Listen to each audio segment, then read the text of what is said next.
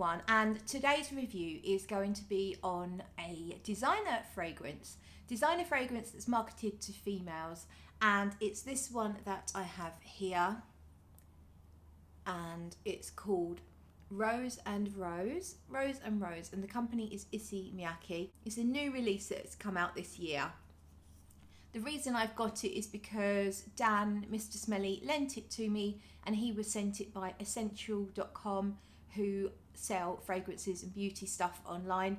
He was sent it by them, and we did a video where we blind sniffed this along with several other different fragrances. And the reason I'm testing it today and reviewing it today is because I was listening to Fume Chat, and I was listening to the Fume Chat version where Nick and Thomas, the Candy Perfume Boy, Nick and Thomas were talking, and they were talking about the fragrances that were sent to them by Essential, which are the same ones that Essential sent to Dan, and they were blind sniffing them. And I was trying to figure out, as they blind sniffed and talked about the fragrances, which ones they were talking about. And I think I still haven't finished listening to Fume Chat, which is a podcast, by the way. I haven't finished listening to it all yet. I'm not sure if they do a review at the end or in a separate episode, but they were talking about one, and I was pretty sure that they were talking about Rose and Rose by Issey Miyake.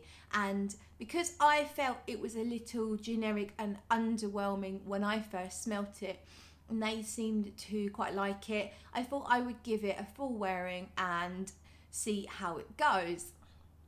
So that's today's review, and I'll just show you the box, seeing as I have it here. It's a very basic, off sort of diamond shaped box. It's nothing special, but these are a lower priced designer fragrance, so you can get a bottle of this for around about the £44 mark, and the price goes up the bigger the amount you buy, of course. And the bottle is like the Issey's, it's wider at the base, skinnier to the top, with a little glass or plastic, I think it's plastic, a little plastic bead on top. It's fine. It's not too bad. It's not ugly. It's okay. And so I've been wearing this. I sprayed it. What time did I spray it? It was just before 9 a.m. and now we are just after 12, so 9, 10, 11, 12, 3 hours ago. I sprayed a lot of it because I like to do that, and I could tell it's quite a light fragrance. I sprayed a lot, and so by a lot I'm saying at least 10 sprays, probably about 8 around here, and then a good few on this arm. And I left this wrist free because I always like to have a spare wrist for when you randomly want to spray something else. So I kept this wrist free, and went with tons here. I avoid my watch usually, and I went with loads here, and I've just resprayed this part of my hand so I can talk about the top notes and remind myself of the top notes and smell the mid to dry. So loads of sprays. Drove my car for about a 10-minute drive down to a place called Luton, which is not the Luton you might have heard of. It's Luton in Chatham. Has a reputation around these parts. It's not the nicest area, but there's a very nice man who I trust implicitly to sort my car out. So I took it to Luton so Dave, the mechanic, can sort my car out and get it MOT'd, fingers crossed. And it was smelling very pretty in the car, and the top notes are very fruity rose. It's not a rich, voluptuous rose. It's not an edible rose. I guess it does a little towards the rose that you smell in hand cream, but not too bad. It's not soapy as such. It's just very polite and unassuming. I mean, it's very noticeable. There's a couple of different roses in here. Let me read you the notes actually. pink pepper and raspberry and pear. They're the top notes. Then you've got Bulgarian rose, rose and osmanthus. Base notes of amber, patchouli and cashmere wood. So rose and rose. Oh, it's called rose and rose, so that kind of makes sense. Two different types of rose. Bulgarian, but they're not actually saying on Fragrantica. Let's see what the different types of rose are. On the box it says the wildness of a rose, a double concentration of centifolia and damascena roses, offset by a sweet, slightly fruity note. So then centifolia and damascena roses. If you are a rose aficionado, hopefully you'll know, or you might know the differences. I'm not a rose aficionado.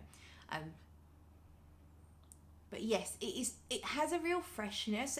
It's a very noticeable rose opening, but it's also very fresh in I guess that classic Issey Miyake freshness, that sort of aquatic feel. It has that sharp, cold breath of fresh air. And the fruitiness is kind of underneath it all, just a little play of fruitiness. I'm not sure I would necessarily pick out pear as the fruit. It just feels like just a kind of generic fruitiness. So that's the opening. The opening, your fragrance will be quite noticeable. Certainly was for me for the first hour, no more than an hour I'd say, before it got quite close. On my skin now, it's not that noticeable. So 3 hours in is very much, for me, a skin scent. And I do get good performance out of most fragrances. So let's pop that down. Let's get me watch out the way. And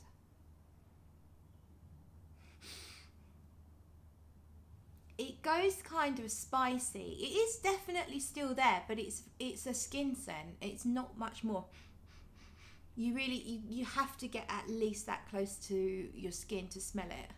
I think this is one you would spray on your clothes and your hair and probably respray after about 5 hours. The dry down is really nice. What is on my skin now is much less generic. It's lost that fruitiness. It smells almost like, I guess it's the amber and the patchouli. It does smell a bit sort of resinous. And there's just this hint of spice which might be coming from the pink pepper, but potentially maybe, patchouli can be a little bit spicy. It's almost like to me more like a black pepper but not so sharp. And yeah, just a resinous base, but it's not very sweet now. So I'm quite surprised for something that feels to me by the top notes to be marketed towards young ladies, let's say sort of teens to early mid-20s. It's actually the dry down's much more grown up and much less sweet and fluffy and sort of young. It's a very nice and sophisticated, but albeit not that noticeable.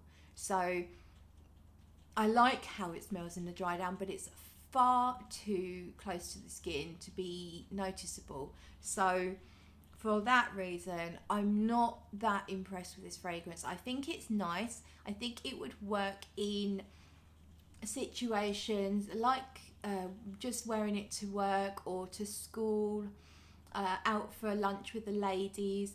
Just be aware that it's not that noticeable. So if you're out all day, you might wish to respray it halfway through the day. If you like rose, if you like a nice big hit of rose in your fragrance, then you may well like it.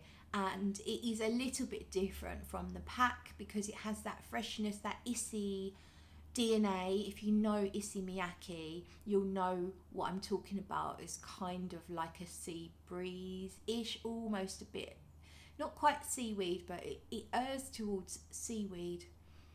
But it's not strong. It's not really strong. It's just, you wouldn't even notice it unless you're kind of like searching the fragrance and trying to analyze it. But otherwise, you'll just say, oh, it smells a bit fresh, and there's lots of rose, and it's quite sweet, and there's a hint of fruitiness. I mean, that's really what you get.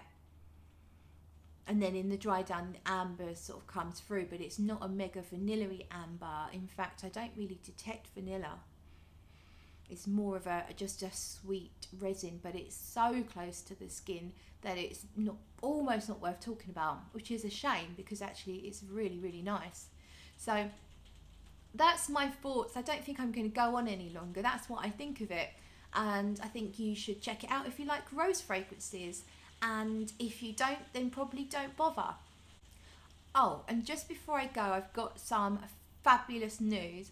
So all of those of you that saw my Katie Puckrik is back video will be wondering whether or not she's actually coming back to YouTube.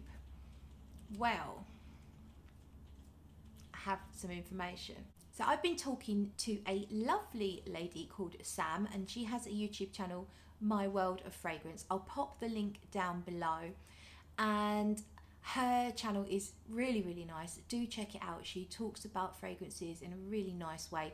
I think you'll enjoy her channel if you're not already watching. Sam has let me in on something that is so fantastic. She mentioned that she saw my Katie Puckrik video, and she actually bumped into Katie Puckrik in a yoga class.